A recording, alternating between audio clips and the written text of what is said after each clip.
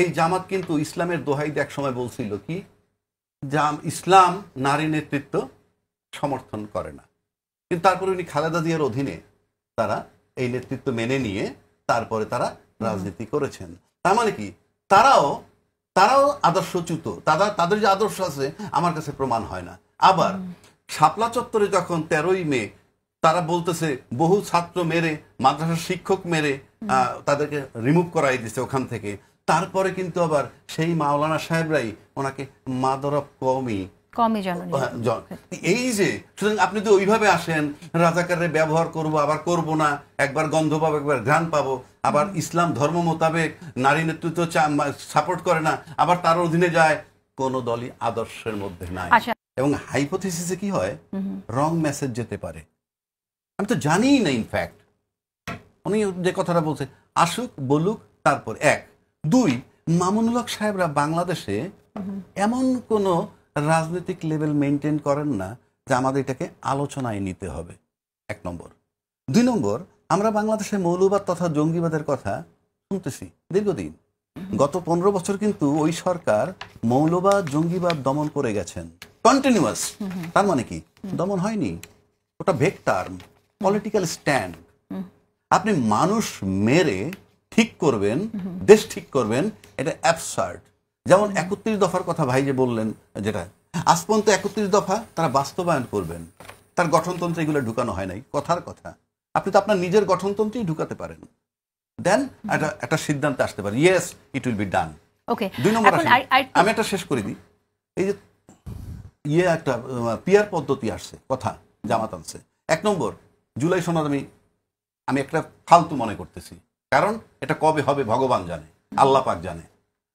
আপনি পিয়ার পদ্ধতিতে নির্বাচন চাইতে পারেনি, সেটা আপনার ব্যাপার, বাধা তো নাই, সনদের সাথে কিছু আসে যায় না। আবার যারা পিয়ার পদ্ধতি চান না তাদেরও রাইট আছে না চাওয়ার। প্রশ্ন হচ্ছে চাচ্ছেন কেন আর চাচ্ছেন না কেন?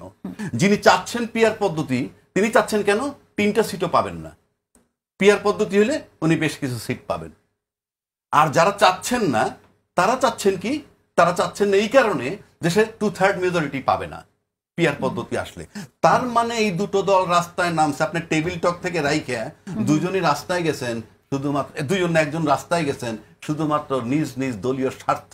এখানে রাষ্ট্র আর দেশ, সেটা যদি আপনি ভাবেন তাহলে এই 2টা দল আগে বলুক জাতির উদ্দেশ্যে যে এই পদ্ধতিটা দেশের জন্য, দেশের জনগণের জন্য অমঙ্গলজনক। আরেকটি বিষয় জানতে চাই, আমাদের সময় খুব কম। বিএনপির একজন নেতা বলেছেন ইসলাম বিক্রির রাজনীতি জনগণ মেনে নেবে না। আপনি এই বিষয়ে যদি কিছু বলেন, আপনার কাছে কি মনে হয়? আমরা দেখি যে এই বিষয়টা নিয়ে আলোচনা হচ্ছে। ইসলাম বিক্রির কথা বলছে যেটা, আমি একটু আগে বলছি যে আমি জামাতের রাজনীতি পছন্দ করি না ফর এক্সাম্পল, কিন্তু তার রাজনীতির অধিকার আছে। কিন্তু তার দিকে যদি তাকাই, এই জামাত কিন্তু ইসলামের দোহাই এক সময় বলছিল কি, ইসলাম নারী নেতৃত্ব সমর্থন করে না, কিন্তু তারপরে উনি খালেদা জিয়ার অধীনে তারা এই নেতৃত্ব মেনে নিয়ে তারপরে তারা রাজনীতি করেছেন। তার মানে কি তারাও আদর্শচ্যুত, তাদের যে আদর্শ আছে আমার কাছে প্রমাণ হয় না।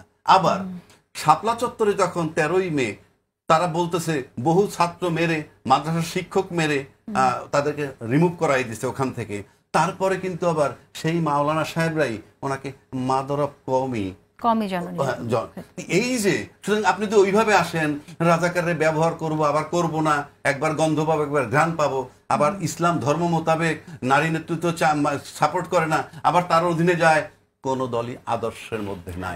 রাজনীতিতে কয়েকটা স্টেক হোল্ডার আছে এই মুহূর্তে বাংলাদেশে। নাম্বার 1 পলিটিক্যাল পার্টি হিসেবে সবচেয়ে বড় স্টেক হোল্ডার বিএনপি, নাম্বার 2 জামাত, তারপর আপনি এনসিপি ধরেন। এই 3টে স্টেক হোল্ডার মিলে একটা পলিটিক্যাল স্টেক হোল্ডার হতে হবে, নাম্বার 1। আর এরকম ক্রাইসিস টাইমে সেনাবাহিনী খুব ইম্পর্টেন্ট একটা ফ্যাক্টর, তারা সেকেন্ড স্টেক হোল্ডার, আর গভর্নমেন্ট নিজে একটা স্টেক হোল্ডার। এই 3টা যদি ঐক্যমত্যে না আসে, আপনার এই জুলাই সনদ হাবি জাবি আপনি যা কিছু বলেন, অল দিজ আর ইমেটেরিয়াল। এই 3টা স্টেক হোল্ডারের একটা ঐক্যমত্যে আসতে হবে। ঐক্যমত্যে আসতে পারলে একটা নির্বাচন হতে পারে, নয়তো সম্ভাবনার ব্যাপারে আমার